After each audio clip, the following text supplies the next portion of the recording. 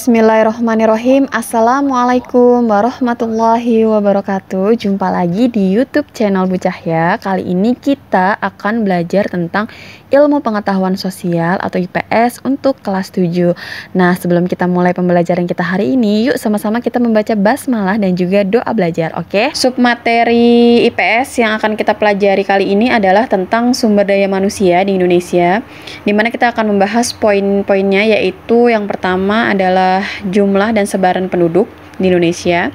Yang kedua, komposisi penduduk di Indonesia. Yang ketiga, pertumbuhan penduduk di Indonesia. Dan yang keempat adalah kualitas penduduk di Indonesia. Dan yang kelima adalah keragaman etnik di Indonesia. Pertama-tama kita akan bahas tentang jumlah dan sebaran penduduk di Indonesia. Jadi jumlah penduduk di Indonesia setiap tahunnya terus bertambah, di mana berdasarkan hasil sensus penduduk di tahun 2010 kurang lebih ada 237 juta jiwa. Kemudian di tahun 2015 kurang lebih mencapai 255 juta jiwa. Nah, dari sini saja kita bisa lihat bahwa dalam kurun waktu 5 tahun terjadi lonjakan sekitar kurang lebih 20 juta jiwa penduduk di Indonesia. Kalau kalian mau tahu hasil sensus penduduk terupdate di Indonesia, kalian bisa lihat di situs resmi negara, yaitu di www.bps.go.id. Kalian bisa lihat di sana setiap 5 tahun sekali ya, kalian bisa lihat lonjakan-lonjakan penduduk yang ada di setiap provinsinya. Kalian ingin mengetahui berbagai macam bentuk kepadatan penduduk, misalkan ya, contohnya kalian bisa lihat di website resmi Badan Pusat Statistik atau BPS.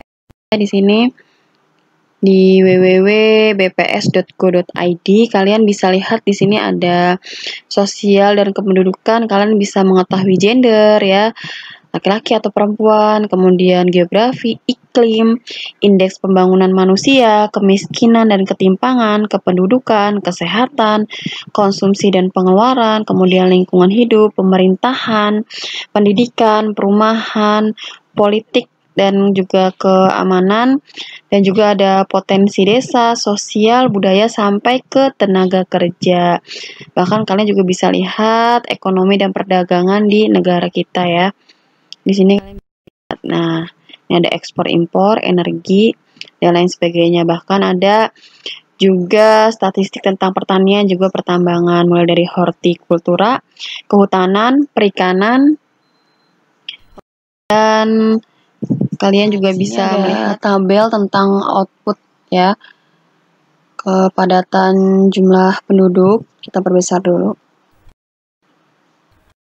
Baik, di sini dapat kita lihat bersama menurut data dari BPS. Kita lihat di sini yang paling padat penduduknya adalah Provinsi DKI Jakarta ya, ini ya. Nah, ini ya, dia yang paling padat penduduknya dibanding dengan provinsi-provinsi lain di Indonesia.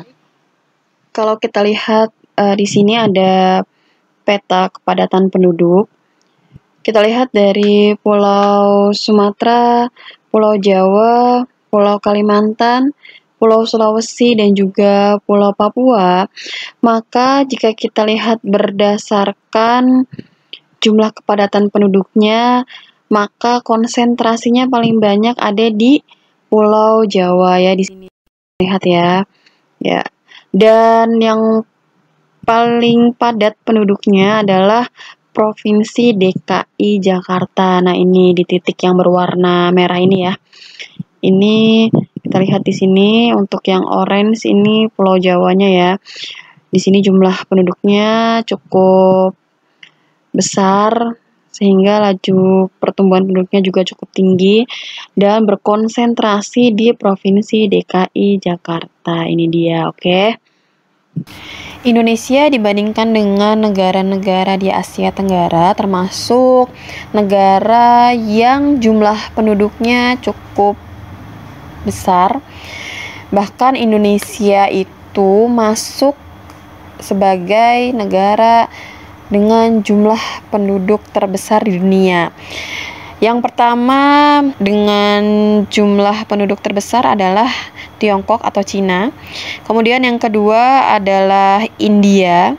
Dan yang ketiga yaitu Amerika Serikat. Kemudian yang keempat ya, jadi di urutan yang keempat itu adalah negara kita yaitu Indonesia.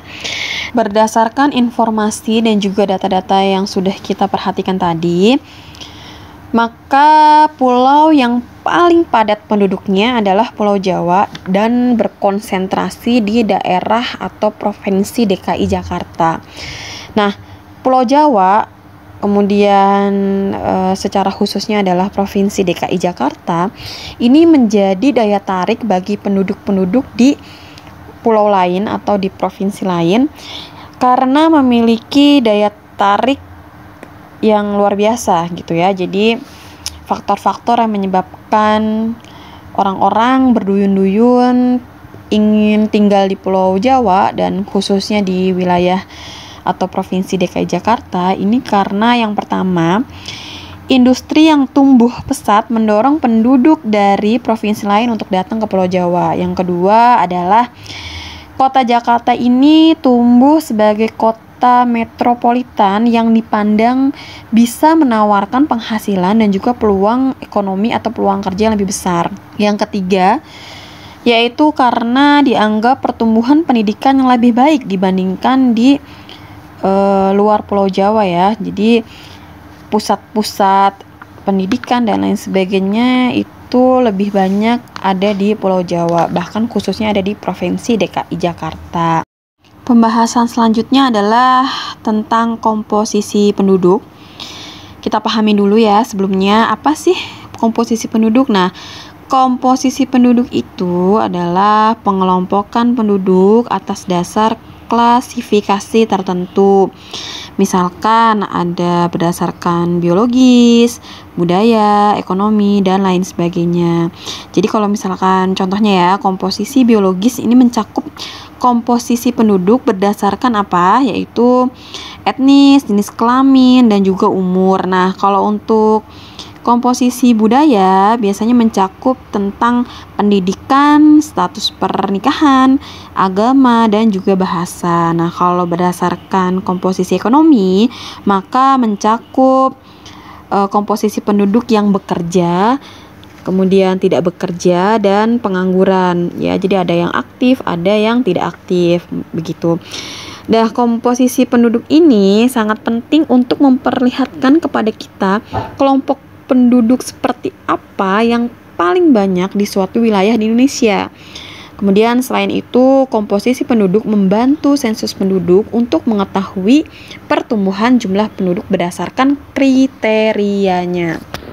Bicara mengenai jumlah penduduk, maka kita akan belajar juga tentang piramida penduduk. Nah, macam-macam bentuk piramida penduduk dibagi menjadi 3, yaitu piramida ekspansif, piramida konstruktif, dan juga piramida stasioner. Oke, dimulai dari yang pertama, yaitu piramida ekspansif. Piramida ekspansif ini bentuknya menyerupai kerucut, di mana mayoritas penduduknya berusia muda, yaitu sekitar 0 sampai dengan 19 tahun, dan penduduk berusia lanjutnya lebih sedikit. Hal ini terjadi karena angka kelahirannya lebih besar daripada angka kematiannya. Sehingga fenomena ini biasanya terjadi di negara-negara berkembang, misalkan Indonesia, Filipina, Malaysia, Brasil, dan juga Nigeria. Kemudian yang kedua adalah piramida konstruktif. Piramida ini bentuknya menyerupai sarang tawon atau batu nisan ya, atau mirip seperti guci terbalik, di mana piramida konstruktif ini menunjukkan menurunnya tingkat kesuburan dan juga kematian. Kemudian meningkatnya harapan hidup dan juga pertumbuhan penduduk pun melambat. Nah, jumlah penduduk usia kerja pada piramida konstruktif ini relatif besar dibandingkan dengan jumlah anak-anak dan juga orang tua. Nah, piramida ini menandakan bahwa jumlah angka kelahiran sama dengan angka kematian. Sehingga pada umumnya terjadi di negara-negara maju, misalkan negara Singapura, Belanda, Swiss, Jerman, dan juga Amerika Serikat. Dan yang ketiga adalah piramida stasioner. Nah, ini piramidanya bentuknya mirip seperti granat ya, atau segi empat. Nah, piramida ini memberikan kita gambaran bahwa angka kelahiran hampir sama daripada angka kematian. Nah, jumlah penduduk mudanya, kemudian jumlah penduduk dewasa dan tua hampir sama, sehingga pertumbuhan penduduknya kecil ya. Jadi contohnya adalah ada di negara Inggris dan juga Brunei Darussalam. Dari ketiga jenis piramid yang tadi sudah kita pelajari, berarti Indonesia masuk pada, ya betul sekali, yaitu piramida ekspansif. Nah, dampak positifnya apa? Indonesia tentu memiliki potensi penduduk di mana usia yang belum dan juga produktif itu semakin besar ya dalam beberapa tahun ke depan, sehingga harapannya sekitar tahun 2020 sampai dengan 2030 jumlah usia produktif di Indonesia lebih besar dibanding dengan usia yang tidak produktif, sehingga hal ini diharapkan dapat mendorong perekonomian dan kesejahteraan masyarakat Indonesia yang lebih baik. Nah, maka ini disebut juga sebagai bonus demografi. Pembahasan yang ketiga adalah tentang pertumbuhan penduduk. Kita pahami dulu secara singkatnya. Pertumbuhan penduduk adalah bertambah atau berkurangnya penduduk di suatu wilayah karena adanya sejumlah faktor. Nah, faktor-faktor ini disebut juga sebagai unsur dinamika penduduk, di mana unsur dinamika penduduk ini dibagi menjadi 3, yaitu kelahiran, kematian, dan juga migrasi. Faktor-faktor yang mempengaruhi pertumbuhan penduduk di sini ada 2 faktor, yaitu faktor yang pertama adalah dinamika penduduk dan faktor yang kedua adalah pertumbuhan alami. Faktor dinamika penduduk dibagi atau dipengaruhi oleh 3 hal, yaitu fertilitas atau tingkat kelahiran. Fertilitas merupakan bertambahnya jumlah penduduk karena banyaknya kelahiran bayi pada periode waktu tertentu. Sedangkan yang kedua adalah mortalitas, yaitu tingkat kematian, yang berarti berkurangnya penduduk pada periode waktu tertentu yang diakibatkan oleh adanya kematian. Yang ketiga adalah migrasi ya. Jadi migrasi ini adalah perpindahan penduduk dari suatu tempat ke tempat lain atau dari suatu wilayah tertentu ke wilayah lain berdasarkan batas administratifnya, baik itu antar negara, pulau, ataupun negara dengan tujuan untuk menetap. Ya, jadi selanjutnya adalah yang kedua. Di sini faktor yang kedua ya adalah angka pertumbuhan alami. Nah, angka pertumbuhan penduduk alami ini menyatakan penambahan atau pengurangan penduduk dalam jangka waktu tertentu. Nah, ini disebabkan oleh 2 faktor yang terjadi secara alami, yaitu faktor kelahiran dan faktor kematian. Ya, jadi kalau tadi bedanya antara dinamika penduduk dengan pertumbuhan alami itu bedanya hanya di bagian migrasi ya. Oke, selanjutnya saya sudah tidak sabar nih makannya. Nah, setelah bumbunya sumber daya manusia di yang keempat ditentukan oleh kualitas penduduk. Jadi tingkat kemajuan suatu masyarakat atau bangsa ini bisa diukur dari kualitas penduduknya. Jadi kalau menurut Undang-Undang Nomor 52 Tahun 2009 tentang perkembangan kependudukan dan juga pembangunan keluarga, maka di sini dijelaskan bahwa kualitas penduduk adalah kondisi penduduk untuk mengembangkan kemampuannya dan menikmati kehidupan sebagai manusia yang bertakwa, berbudaya, berkepribadian, berkebangsaan, dan hidup layak. Nah, ditentukan oleh apa? Untuk kualitas penduduk ini ada dua aspek yang menentukan, yaitu yang pertama adalah aspek fisik dan yang kedua adalah aspek non fisik. Nah, kedua hal ini meliputi ada yang namanya tingkat pendidikan, pekerjaan, tingkat kesehatan, produktivitas, tingkat sosial, ketahanan, kemandirian, kecerdasan sebagai ukuran dasar dari kualitas suatu penduduk. Nah, sumber daya manusia di Indonesia ini bisa diukur melalui Indeks Pembangunan Manusia atau kita singkat biasanya adalah IPM, di mana kualitas ini menunjukkan ya pencapaian rata-rata di bidang sosial dan juga ekonomi di dalam suatu negara.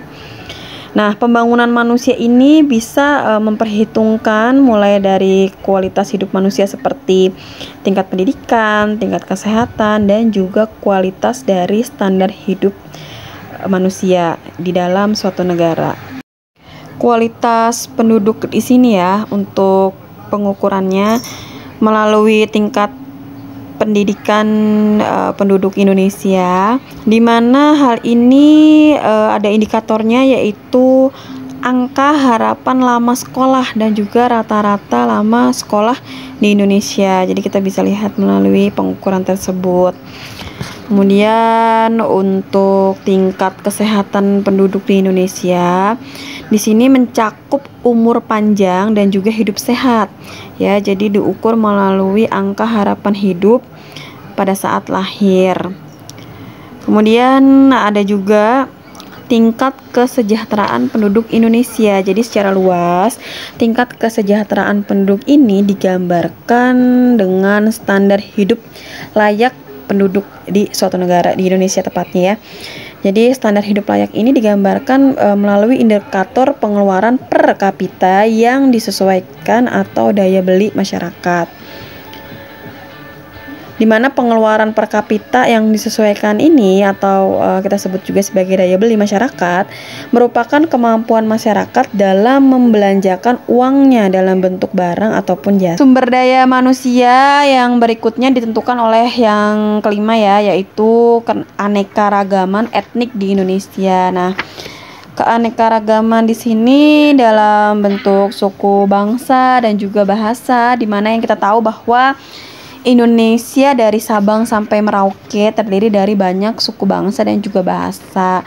Misalkan di Sumatera itu ada suku bangsa dan juga bahasa Melayu, Minangkabau, ya kan. Jadi kita bisa lihat beraneka macam suku bangsa yang ada di Indonesia. Kemudian dari Jawa dan Bali ada suku Sunda, kemudian Jawa, Madura, Bali.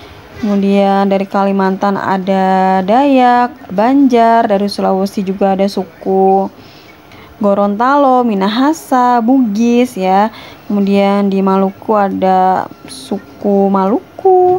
Kemudian di Papua ada juga suku asal Papua ya, seperti Asmat, Dani ya, seperti itu contohnya. Kemudian ada juga di sini kita lihat keanekaragaman budaya, di mana ada yang namanya rumah adat, kemudian ada tarian daerah, ya kan, dan lain sebagainya. Kemudian untuk selanjutnya ada upacara adat dan juga keanekaragaman religi ya, karena yang kita tahu bahwa di Indonesia ada 6 agama yang diresmikan oleh pemerintah, yaitu ada Islam, Kristen Protestan, Kristen Katolik, Hindu, Buddha, dan juga Konghucu. Demikian pembelajaran IPS untuk kelas 7 pada hari ini tentang sumber daya manusia di Indonesia. Kurang lebihnya mohon maaf dari Ibu. Sekian dan terima kasih. Dan jangan lupa baca doa, kafaratul majelis, dan juga hamdalah. Wabillahi taufiq wal hidayah. Wassalamualaikum warahmatullahi wabarakatuh. Terima kasih. Sampai jumpa lagi insyaallah.